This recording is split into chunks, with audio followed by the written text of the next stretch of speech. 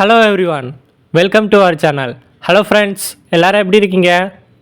Friends, இன்றைக்கி நாம் டிஎன்பிசியில் இதுவரைக்கும் கேட்கப்பட்ட கேள்விகள் பகுதியிலிருந்து உவமையால் விளக்கப்பெறும் பொருத்தமான பொருளை தேர்ந்தெடு சார்ந்த கொஷின்களை இன்றைக்கி பார்க்க போகிறோம். அதுக்கு முன்னாடி நீங்கள் நம்ம சேனலை இன்னும் சப்ஸ்கிரைப் பண்ணலாம் அப்படின்னா சப்ஸ்கிரைப் பண்ணிக்கோங்க. சப்ஸ்கிரைப் பண்ணிவிட்டு பெல் பட்டனை ப்ரெஸ் பண்ணி ஆல்னு செட் பண்ணிக்கோங்க. நம்ம டெலிகிராம் சேனலில் இன்னும் ஜாயின் பண்ணாதவங்க லிங்க் வந்து டிஸ்கிரிப்ஷனில் இருக்குது, கிளிக் பண்ணி ஜாயின் பண்ணிக்கோங்க. உங்களுக்கு டிஎன்பிஎஸ்சி நோட்ஸ் பிடிஎஃப் தேவைப்படுது அப்படின்னா டிஸ்கிரிப்ஷனில் லிங்க் இருக்குது, கிளிக் பண்ணி டவுன்லோட் பண்ணிக்கோங்க. ஃபஸ்ட்டு கொஸ்டின் பாருங்கள். உவமையால் விளக்கப்பெறும் பொருத்தமான பொருளை தேர்ந்தெடு. பாரியின் பரம்பு மலையின் புகழ் குன்றின் மேலிட்ட விளக்கு போல பரவியது. குன்றின் மேலிட்ட விளக்கு போல, இதுதான் உவமை. இதோட பொருள் பார்த்தீங்கன்னா பரம்பு மலையின் புகழ் ஓங்கியது. புகழ் ஓங்கியதை வந்து குன்றின் மேலிட்ட விளக்கு போல பரவியது அப்படி உவமையால் கூறியிருக்காங்க. அடுத்த கொஸ்டின் பாருங்க. மலைமுகம் காணா பயிர் போல. உவமை தொடர் விளக்கும் பொருளை தேர்ந்தெடு. மலைமுகம் காணா பயிர் போலன்னா மலையை காணாத முகம் போல. மலையை வந்து நம்ம காணவில்லை அப்படின்னா வருந்துதல். அடுத்து அறிஞர் அண்ணாவின் மேடை பேச்சு மடை திறந்த வெள்ளம் போல அமைந்துள்ளது. இந்த உவமையோட பொருள் வந்து தெளிவான மற்றும் சீரான பேச்சு. அடுத்து பழம் நழுவி பாலில் விழுந்தது போல. இவ்வுவமைக்கு பொருத்தமான பொருளை தேர்ந்தெடுத்து எழுதுக. இதுக்கு பொருள் வந்து நினைத்த ஒன்று பிடித்த செயல் ஒன்று எதிர்பாராமல் நடப்பது. நமக்கு பிடித்த செயல் வந்து எதிர்பாராமல் நடக்கிறது தான் இந்த உவமையோட பொருள். அடுத்து மலைமுகம் காணா பயிர் போல. உவமைக்கு பொருத்தமான சொல்லை தேர்ந்தெடு. வறட்சி, வாட்டம், துன்பம். அடுத்து உவமையால் விளக்கப்பெறும் பொருள் பசு மரத்து ஆணி போல. அப்படின்னா எளிதில் மனதில் பதியும். இதுதான் இந்த உவமையோட பொருள். பசு மரத்து ஆணி போல, எளிதில் மனதில் பதியும். அடுத்து குத்துக்கல்லுக்கு குளிரா வெயிலா. பழமொழிக்குரிய பொருள் எழுதுக. குத்துக்கல்லுக்கு குளிரா வெயிலா, கவலை இல்லாமல் இருத்தல். அடுத்த கொஸ்டின் பாருங்க. மெல்ல பாயும் தண்ணீர் கல்லையும் கரைக்கும். இப்பழமொழியின் பொருள் தொடர்ந்து முயன்றால் தடைகளையும் தாண்டலாம். மெல்ல பாயும் தண்ணீர் கல்லையும் கரைக்கும். அடுத்த கொஸ்டின் உவமையால் விளக்கப்பெறும் பொருத்தமான பொருள் வளவன் கிணற்று தவளை போல வாழ்ந்தான். அதற்கு சரியான பொருள் வந்து வளவன் குறுகிய அறிவுடையவன் ஆக வாழ்ந்தான். அடுத்து உவமை தொடர் உணர்த்தும் பொருத்தமான பொருளை தேர்ந்தெடுத்து எழுதுக. உள்ளங்கை நெல்லிக்கனி போல, வெளிப்படைத்தன்மை. அடுத்த கொஸ்டின் பாருங்க. சிலை மேல் எழுத்து போல. இப்பழமொழி விளக்கும் பொருளை தேர்ந்தெடு. சிலை மேல் எழுத்து போல அப்படின்னா நிலைத்து நிற்கும். இதுதான் இந்த உவமையோட பொருள். அடுத்த கொஸ்டின் பார்ப்போம். கீழ்கண்ட உவமைக்கு பொருத்தமான விடையை தேர்ந்தெடுக்க. உடலும் உயிரும் போல, ஒற்றுமை. அடுத்து விழலுக்கு இறைத்த நீர் போல. இவ்வுவமை விளக்கும் பொருள் யாது? பயனற்ற செயல்.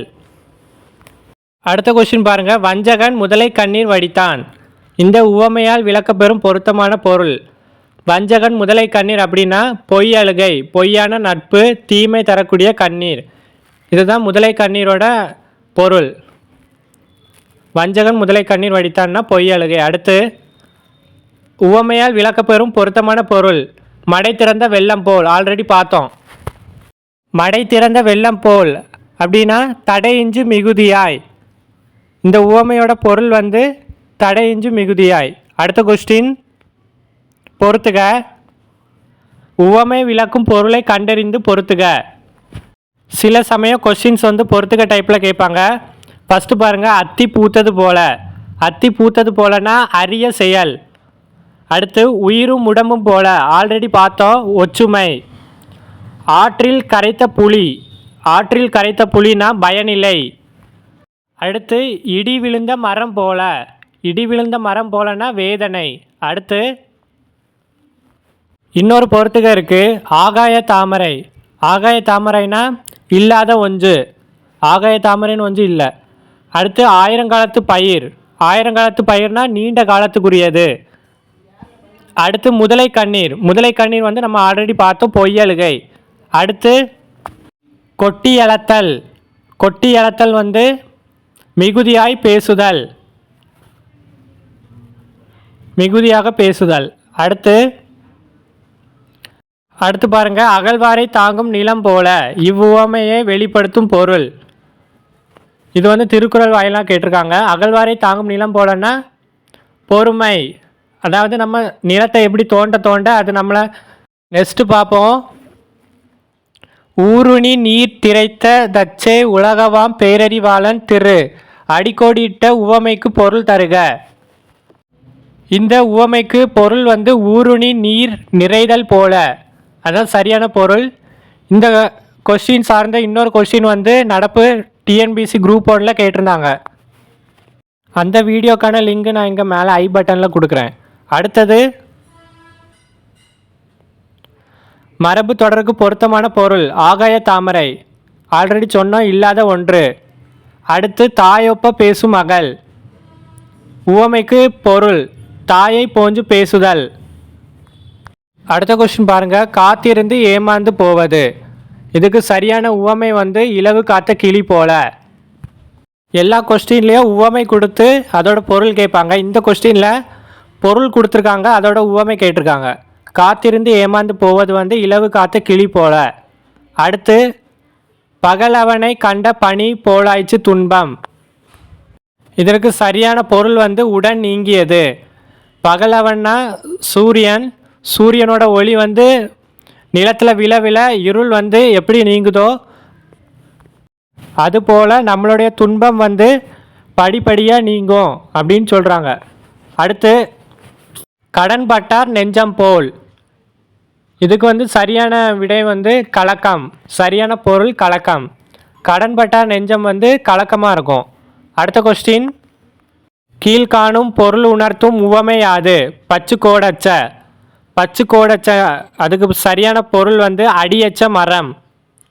அடுத்த கொஸ்டின், கிளியை வளர்த்து பூனையின் கையில் கொடுத்தது போல என்னும் உவமை உணர்த்தும் பொருள். கிளியை வளர்த்து பூனையின் கையில் கொடுத்தது போல, இதோட பொருள் வந்து துன்பம். அடுத்த கொஸ்டின், சரியான உவமையை தேர்ந்தெடுக்க. வேகம். வேகமுக்கு சரியான உவமை வந்து காய்ந்த மாடு கம்பங்கொள்ளையில் மேய்ந்தார் போல. அடுத்த கொஸ்டின், மரப்பாவை நானால் உயிர் மறுட்டல் போல என்ற உவமையின் பொருளை தேர்ந்தெடுக்க. இந்த உவமையோட சரியான பொருள் வந்து அரிய செயல். அடுத்தது இன்ப மிகுதி உவமையால் விளக்கப்பெறும் பொருள். இன்ப மிகுதினா பழம் நழுவி பாலில் விழுந்தது போல, ஆல்ரெடி பார்த்தோம். அடுத்த கொஸ்டின், இலைமறை காய் போல. இலைமறை காய் போல சரியான விடை மறைபொருள். அடுத்த கொஸ்டின், அன்னநடை கற்க போய் தன்னடையும் இழந்தார் போல உவமையால் விளக்கப்பெறும் பொருள். இழப்பு. அன்னநடை கற்க போய் தன்னடையும் இழந்ததை போல. அடுத்து உவமைக்கு ஏற்ற பொருத்தமான பொருளை தேர்ந்தெடுத்து எழுதுக. உலக நிலைகளை அறியாதிருத்தல், ஆல்ரெடி பார்த்தோம், கிணச்சு தவளை போல. அடுத்து கனி இருக்க காய் விரும்பியது போல, அது சரியான விடை அறியாமை. சிதறிய முத்து போல, இதோட பொருள் வந்து நிலை இல்லாதது. அடுத்த கொஸ்டின் ஆல்ரெடி பார்த்தோம், பகலவனை கண்ட பனி போல, சரியான பொருள் துன்பம் நீக்குதல். அடுத்து பசுமரத்தாணி போல உவமையால் விளக்கப்பெறும் பொருள். பசுமரத்தாணி போலனா தெளிவான, அதாவது தெளிவு. அடுத்து விழலுக்கு இறைத்த நீர் போல பயணச்சு போதல். ஓகே ஃப்ரெண்ட்ஸ், அவ்வளோதான். நெக்ஸ்ட் வீடியோவில் நம்ம வந்து இலக்கண குறிப்பு கண்டறிதல் சார்ந்த கேள்விகள் பார்க்கலாம். நம்ம சேனலை சப்ஸ்கிரைப் பண்ணலைன்னா சப்ஸ்கிரைப் பண்ணிக்கோங்க.